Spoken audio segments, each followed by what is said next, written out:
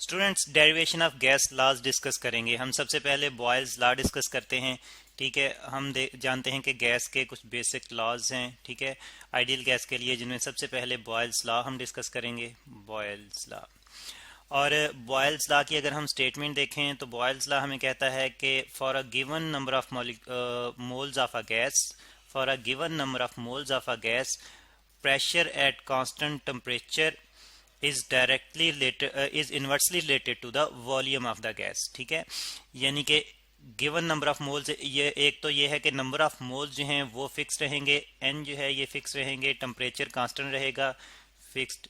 अब number of moles fix रहेंगे, इसका मतलब ये है कि नंबर ऑफ मॉलिक्यूल्स जो हैं वो फिक्स होंगे। ठीक है, टेम्परेचर कांस्टेंट होगा, टेम्परेचर भी यहाँ पे हमने टेम्परेचर को जस्ट मैं कैपिटल टी से रिप्रेजेंट कर देता हूँ, ये कांस्टेंट रहेगा, कांस्टेंट।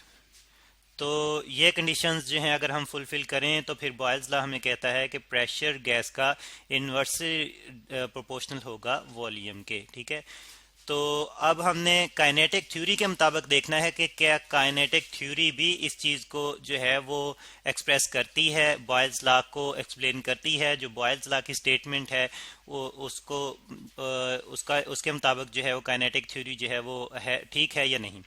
तो सबसे पहले तो हम जो हमने प्रेशर की इक्वेशन यानी कि प्रेशर की इंटरप्रिटेशन की थी काइनेटिक एनर्जी की फॉर्म में, वो हम लिख लेते हैं P is equal to 2/3 n जो कि नंबर ऑफ मॉलिक्यूल्स को, टोटल नंबर ऑफ मॉलिक्यूल्स को रिप्रेजेंट करेगा, डिवाइडेड बाय वी।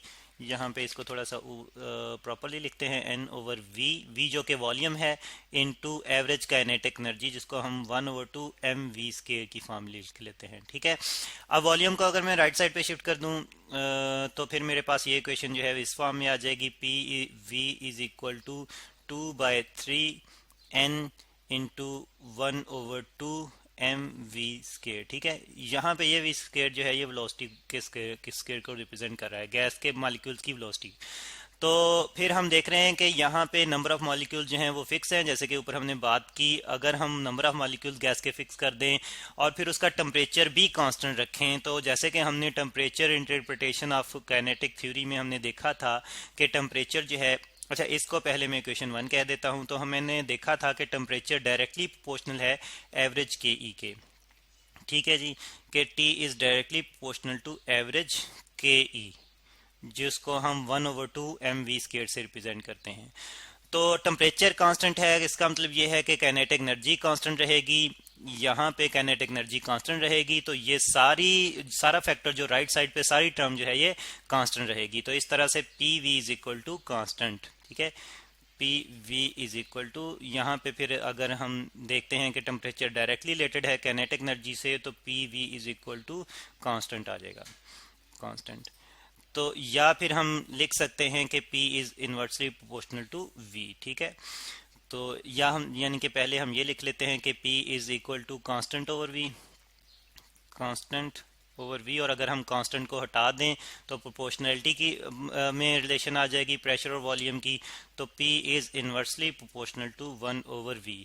तो स्टूडेंट्स हमने देखा कि काइनेटिक थ्योरी भी जो है वो बॉयल्स लॉ को जो है वो वेरीफाई करती है, यानी कि काइनेटिक थ्योरी भी बॉयल्स लॉ के इन अकॉर्डेंस है। बिल्कुल उसी तरह की ही जो है वो रिजल्ट हमें मिलता है जिस तरह का बॉयल्स लॉ में हमें मिलता है, बॉयल्स लॉ की स्टेटमेंट के मुताबिक, यानी कि pressure is inversely proportional to volume of gas, जबकि गैस के नंबर ऑफ मोल्स भी फिक्स हों, जिसका मतलब यह है कि नंबर ऑफ मॉलिक्यूल्स में हम इजाफा या कमी ना करें, और उसका टेम्परेचर भी जो है वो कांस्टेंट रहे। तो प्रेशर जो है वो इनवर्सली रिलेटेड होगा वॉल्यूम से। तो ये हमने देखा कि बॉयल्स लॉ में बॉयल्स लॉ जो है में काइनेटिक एनर्जी इन अकॉर्डेंस है, यानी कि बॉयल्स लॉ को उसी तरह से एक्सप्लेन करती है जैसे कि बॉयल्स लॉ की जनरल स्टेटमेंट है। अब हम दूसरे बात करेंगे लॉ की, जो कि है चार्ल्स लॉ। ठीक है, चार्ल्स लॉ, और चार्ल्स लॉ में हम देखें अगर इसकी स्टेटमेंट, तो इसकी स्टेटमेंट ये है कि for a given number of molecules या for a given number of moles of a gas at constant pressure, यानी कि नंबर ऑफ मोल्स अभी भी हम फिक्स रखेंगे। ठीक है, नंबर ऑफ मॉलिक्यूल्स ना तो ज्यादा करेंगे ना कम करेंगे, और साथ में प्रेशर अब यहाँ पे कांस्टेंट रखेंगे एट कांस्टेंट प्रेशर। पी से, कैपिटल पी से रिप्रेजेंट कर रहा हूं मैं प्रेशर को, कांस्टेंट।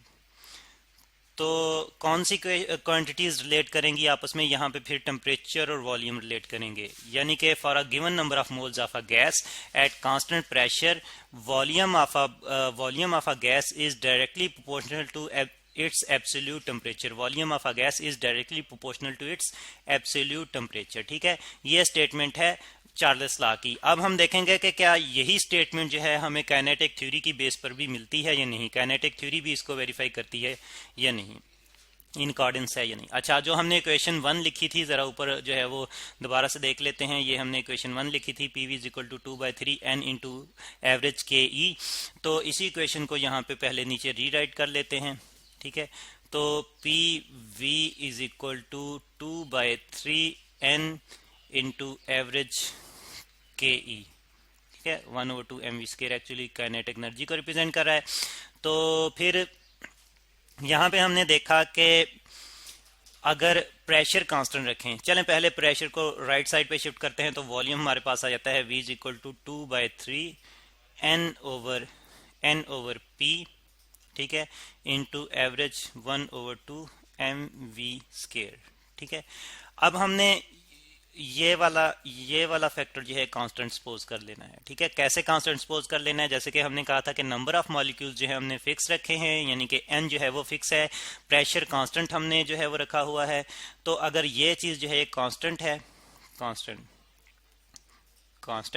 तो वॉल्यूम डायरेक्टली प्रोपोर्शनल होगा एवरेज काइनेटिक एनर्जी के। Volume is directly related to average kinetic energy. ठीक है, तो लिख लेते हैं यहाँ पे v is directly proportional to average 1/2 mv²। ठीक है जी। तो और फिर हमने देखा था कि टेम्परेचर जो है ये भी डायरेक्टली रिलेटेड है एवरेज के ही से। टेम्परेचर जो है, टेम्परेचर की इंटरप्रिटेशन के दौरान में हमने देखा था temperature directly related to 1/2 mv² से। तो इस तरह से फिर अगर हम ये वाली रिलेशन और ये वाली रिलेशन कंपेयर करें, तो वॉल्यूम जो है वो डायरेक्टली रिलेटेड होगा टेम्परेचर से। ठीक है, volume is directly related to temperature. और टेम्परेचर हमने देखा था कि जो टेम्परेचर की रिलेशन बनती है एवरेज काइनेटिक एनर्जी के साथ, उसमें टेम्परेचर जो है वो एब्सोल्यूट टेम्परेचर है, यानी कि टेम्परेचर इन केल्विन स्केल।